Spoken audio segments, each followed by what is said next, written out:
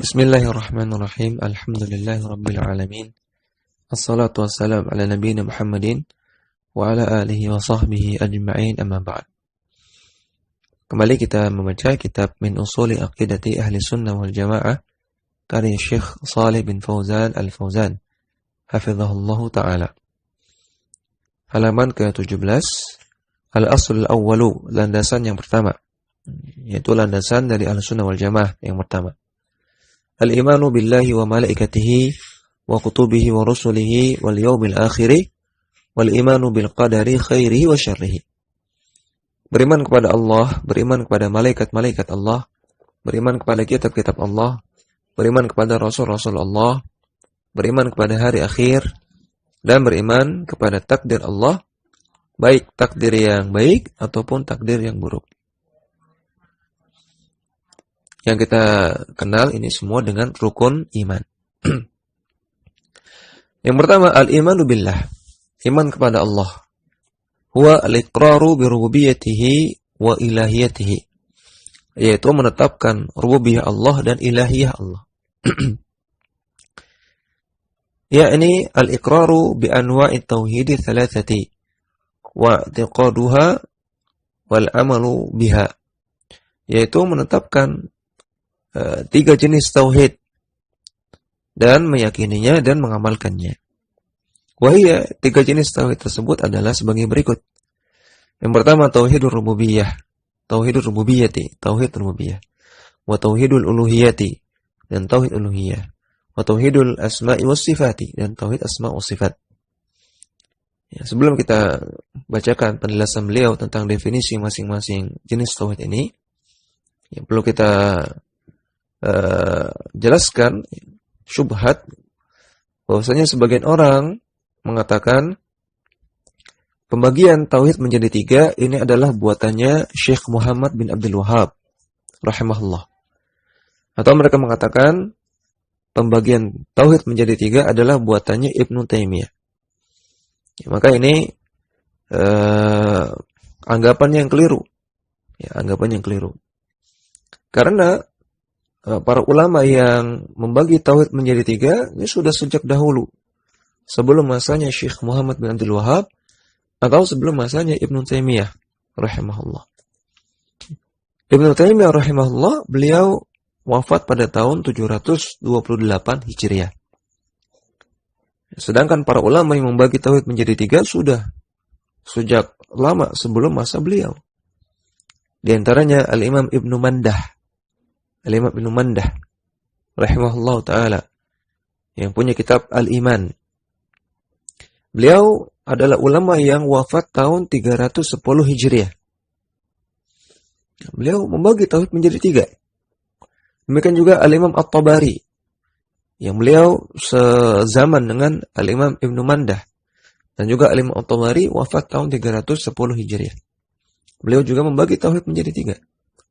Demikian juga Al-Imam Ibnu Battah, ya, beliau seorang ulama yang wafat tahun 367 atau 387. Ya, ini sangat jauh sebelum masanya Ibnu Taimiyah rahimahullah. Maka tidak benar kalau ini buatannya Ibnu Taimiyah. Kemudian para ulama tidak semuanya membagi tauhid menjadi tiga. Sebagaimana pernah kita bahas di pembahasan kitab Nurut Tauhid, bahwasanya sebagian ulama membagi menjadi dua, ya, sebagaimana disebutkan oleh Ibnu Qayyim rahimahullah. Mereka membagi tauhid menjadi dua, yaitu tauhid al-khabari al-ilmi dan tauhid at-talabi al-qasdi, ya. Tauhid khabari ilmi dan tauhid talabi qasdi, ya. Tidak semua ulama membagi menjadi tiga. Dan semua ulama yang membagi tauhid menjadi tiga ataupun menjadi dua, tujuannya sama. Tujuannya untuk mempermudah kita memahami tauhid. Untuk mempermudah kita. Seperti misalnya para ulama membagi rukun wudu menjadi 6. Rukun wudu menjadi 6. Apakah ada hadis atau ayat Quran yang mengatakan arkanul wudu sittatun, ya, rukun wudu 6? Tidak ada. Namun kenapa para ulama membagi menjadi 6? Tujuannya untuk mempermudah. Ya, setelah meneliti dalil-dalil, oh ternyata wudu itu sah kalau melakukan 6 ini. Setelah melalui penelitian, ya setelah melalui istiqra wa tatabbu, ya istiqra penelitian wa tatabbu dan menelusuri semua dalil yang terkait. Maka dihasilkan bahwasanya rukun wudu ada 6. Ya, untuk mempermudah. Demikian juga para ulama membagi sabar menjadi 3 misalnya. Sabar dalam melakukan ketaatan, sabar dalam menjauhkan diri dari maksiat, dan sabar dalam menghadapi takdir Allah. Apakah ada ayat atau hadis yang mengatakan as-sabru thalathatun misalnya? Sabar ada 3. Tidak ada. Namun para ulama ketika mereka melakukan penelitian terhadap dalil-dalil tentang sabar, mereka melakukan tatabbu, menelusuri, mengumpulkan semua dalil-dalil tentang sabar, disimpulkan, oh sabar ada 3. Sabar dalam melakukan ketaatan, sabar dalam menjauhi maksiat, dan sabar dalam menghadapi takdir Allah yang tidak enak. Ya, ini untuk mempermudah kita memahami masalah sabar. Demikian juga para ulama membagi tauhid menjadi 3 atau menjadi 2 supaya kita lebih paham. Maka ini juga menjawab syubhat yang lain yang mereka mengatakan bahwasanya pembagian tauhid menjadi 3 itu bid'ah. Ya, maka jawabannya bukan bid'ah. Ya, karena pembagian tauhid menjadi 3 ini cuma sarana. Ini bukan suatu ibadah, ya. Bukan suatu ibadah yang baru.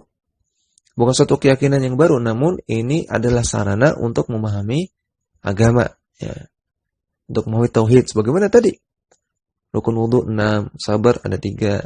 Ya, apakah ini bid'ah juga? Tentunya tidak. Karena ini sarana untuk memahami tauhid dengan baik. Ya, kemudian kita lanjutkan. Fa tauhidur rububiyyati ma'nahu. Tauhid rububiyah maknanya tauhidullahi bi af'alihi minal khalqi wal rizqi wal ihya'i wal imatati wa annahu rabbu kulli syai'in wa malikahu. Tauhid rububiyah artinya mentauhidkan Allah dengan semua perbuatan-perbuatan Allah. Ya, mentauhidkan Allah dengan semua perbuatan Allah. Artinya kita meyakini perbuatan-perbuatan ini hanya Allah yang bisa melakukan.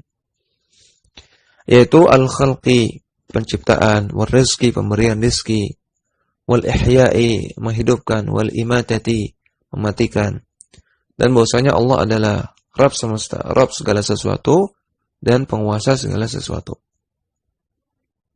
Yang kalau kita ringkas, tauhid rububiyah itu mentauhidkan Allah dalam masalah penciptaan, dalam masalah penguasaan alam semesta, dan dalam pengelolaan alam semesta. Wa tauhidul uluhiyyati ma'nahu, yang kedua tauhid uluhiyah. Tauhid uluhiyah maknanya ifraduhu bi af'alil ibadi. Mentauhidkan Allah dari sisi perbuatan hamba. Allati yataqarrabuna biha ilaihi. Yang mereka melakukan amalan tersebut, perbuatan tersebut untuk mendekatkan diri kepada Allah Subhanahu wa taala.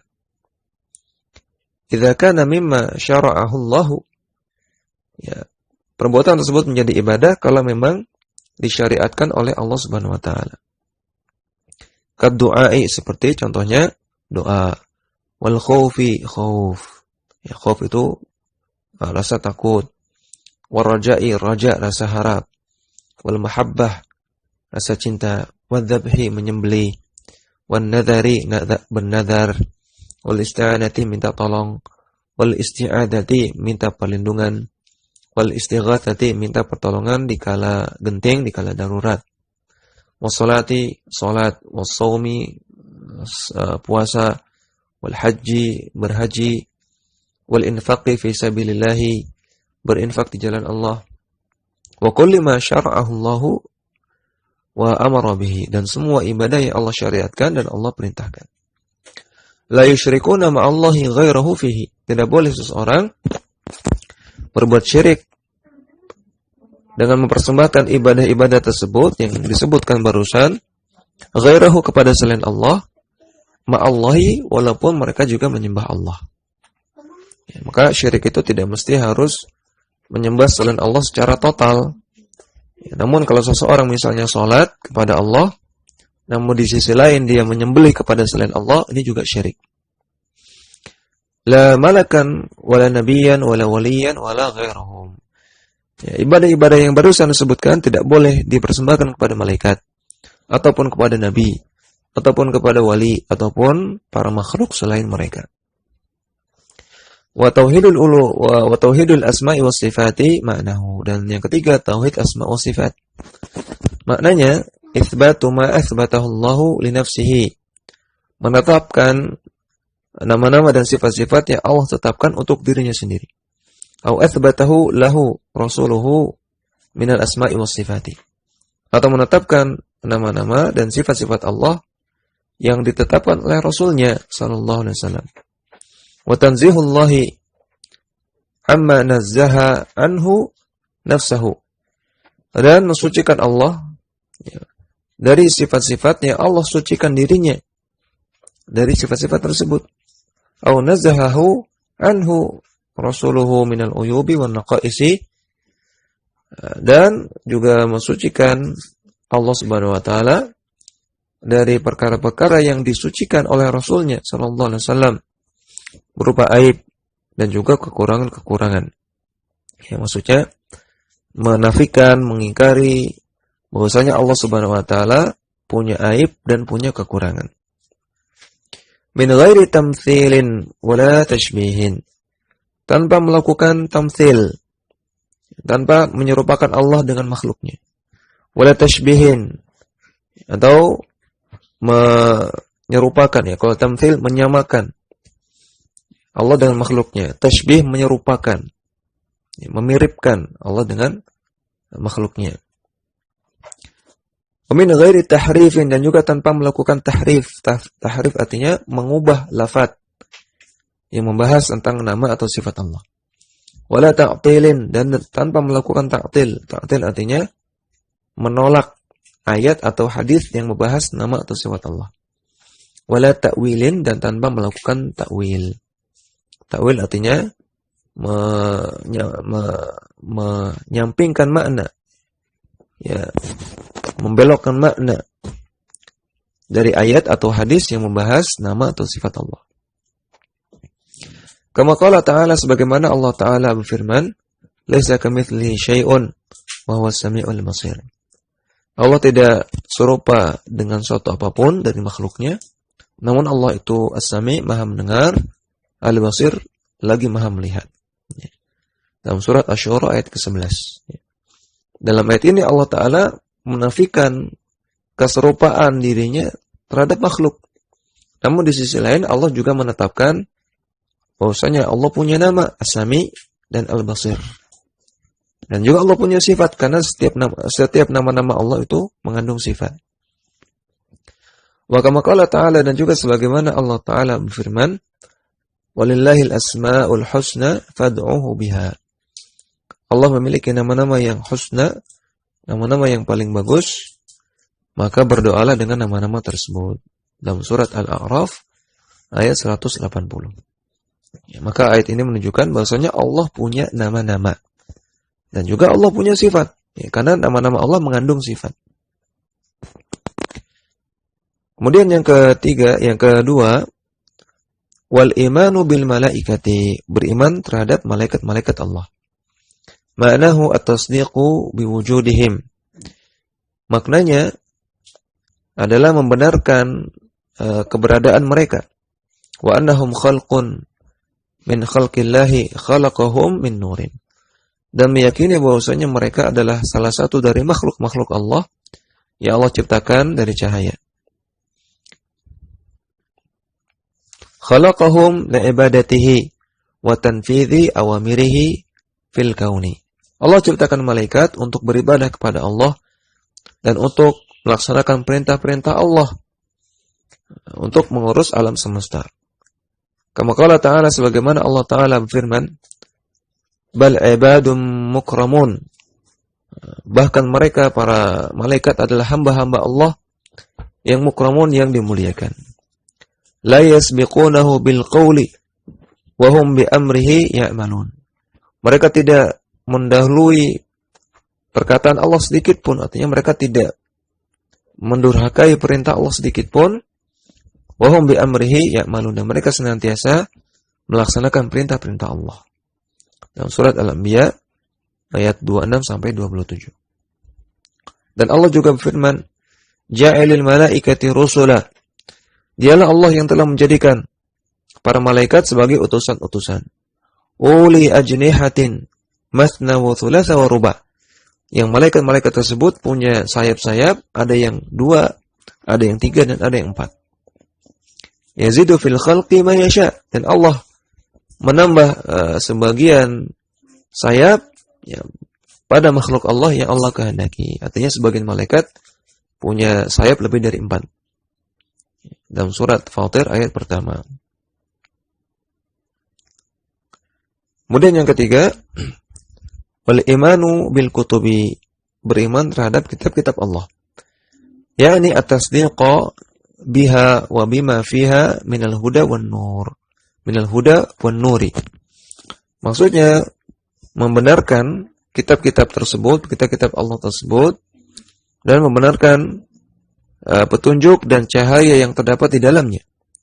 Wa anallaha anzalaha ala rusulihi li hidayatil basyari. Dan membenarkan bahwasanya Allah menurunkan kitab-kitab tersebut kepada para rasulnya untuk memberikan hidayah kepada manusia. Wa a'dhamuha al-kutubu ats-tsalatsatu. Dan kitab yang paling agung dari kitab-kitab yang pernah diturunkan oleh Allah adalah 3 kitab. Ya. Ini menunjukkan bahwasanya kitab-kitab yang diturunkan kepada para rasulnya itu banyak. Karena rasul itu banyak. Ya, dalam sebagian riwayat dari Ibnu Majah,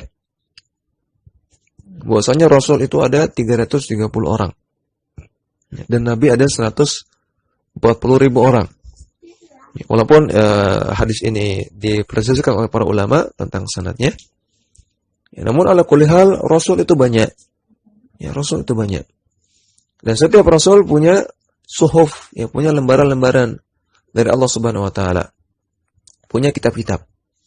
Namun yang paling agung ada 3, yaitu At-Tauratu wal Injil wal Quran. Taurat, Injil, dan Al-Quran. Wa a'dhamu thalathati Al-Quranul Karim. Dan yang paling agung dari 3 ini adalah Al-Quranul Karim. Wa huwal mu'jizatul 'uzma. Dan Al-Quranul Karim adalah mukjizat yang besar. Qala ta'ala, Allah Ta'ala berfirman, Qul la in istama'atil insu wal jinnu ala an ya'tu bimithli hadzal Qur'an la ya'tuna bimithlihi. Katakanlah, andaikan manusia dan jin bersatu padu semuanya untuk mendatangkan kitab yang seperti Al-Quran, maka mereka tidak akan bisa melakukannya. Walau kana ba'dhum li ba'din dhahira. Walaupun mereka antara satu dengan yang lainnya saling tolong-menolong. Ya, dalam surat Al-Isra ayat 88. Andaikan seluruh jin dan seluruh manusia saling bahu-membahu, tolong-menolong untuk bikin sesuatu yang sama seperti Al-Quran, tidak akan mampu. Ya, karena Al-Quran ini datang dari Allah Subhanahu wa taala dan dia adalah mukjizat yang besar. Wa yu'minu ahlus sunnati wal jama'ati bi anna al-Qur'ana kalamullahi munazzalun ghairu makhluqin hurufuhu wa ma'anihi. Dan Ahlussunnah wal Jamaah meyakini bahwasanya Al-Qur'anul Karim adalah kalamullah, adalah firman Allah, perkataan Allah. Munazzalun, yang Allah turunkan kepada nabinya Muhammad sallallahu alaihi wasallam. Ghairu makhluqin, bukan makhluk. Al-Quran itu firman Allah, perkataan Allah, diturunkan dari Allah dan bukan makhluk. Baik huruf-hurufnya maupun makna yang terkandung di dalamnya itu bukan makhluk. Namun itu bagian dari sifat Allah Subhanahu wa taala, kalamullah. Khilafan lil Jahmiyati wal Mu'tazilati.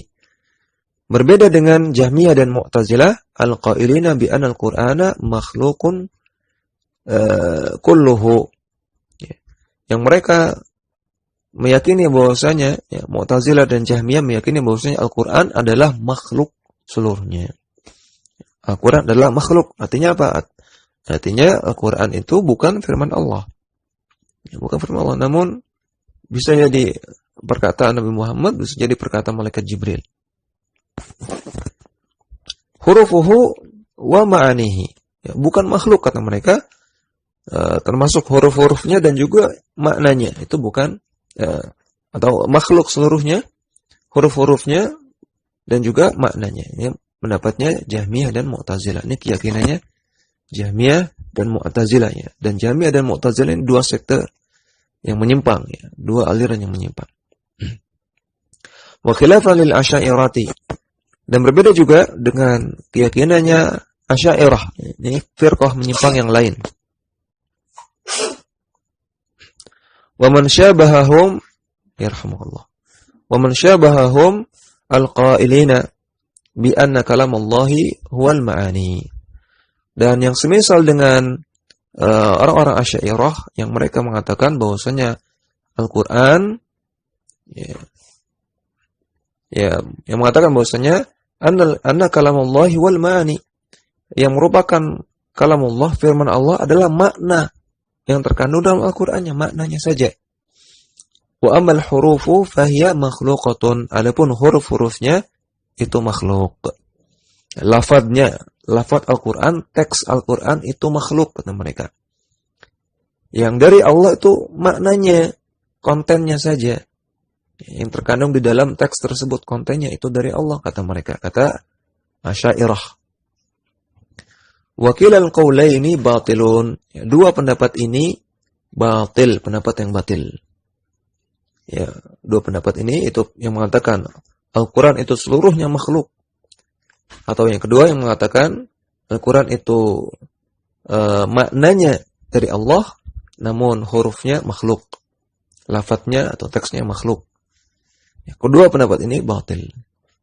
Qala ta'ala, Allah Ta'ala berfirman, wa in ahadun minal musyrikina istajaraka fa'ajirh.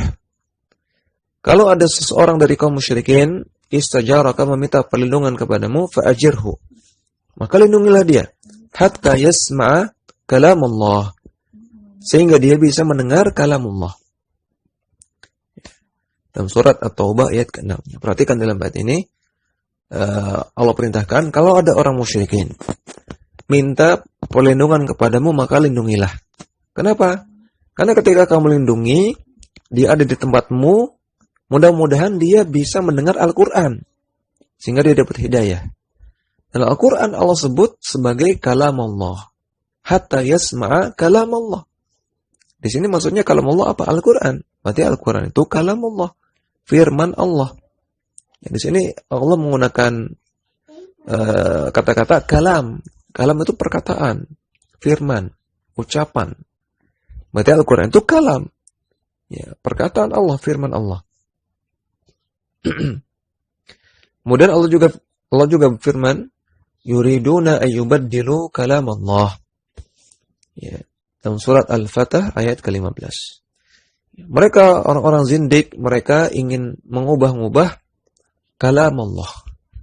Mereka ingin mengubah-ubah apa? Al-Qur'an. Al-Qur'an Allah sebut juga dengan kalamullah dalam ayat ini. Berarti Al-Qur'an itu kalam, perkataan. Perkataan siapa? Perkataan Allah Subhanahu wa taala.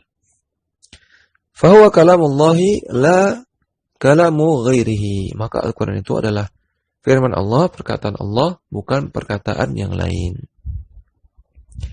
Demikian, semoga bisa dipahami dan bisa bermanfaat.